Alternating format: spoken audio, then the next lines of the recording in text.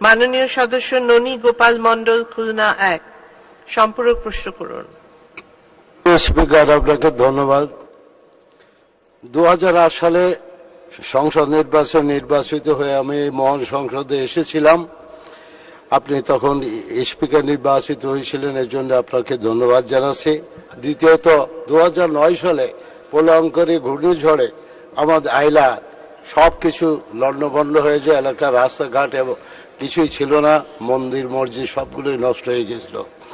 তো এখনো পর্যন্ত সেই রাস্তাঘাট সহ ধর্মীয় প্রতিষ্ঠানগুলো নির্মাণ হয় নাই।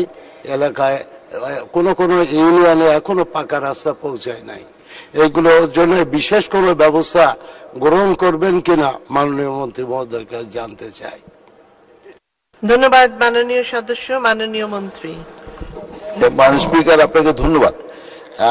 আমরা আইলা, আমপান ইত্যাদি বিভিন্ন বন্যায় যে সমস্ত রাস্তাঘাট ক্ষতিগ্রস্ত করা হয়েছে সেগুলো মাননীয় প্রধানমন্ত্রীর নির্দেশে একটি প্রকল্প আমরা নিয়েছিলাম এবং সে প্রকল্পের কাজ চলমান আছে।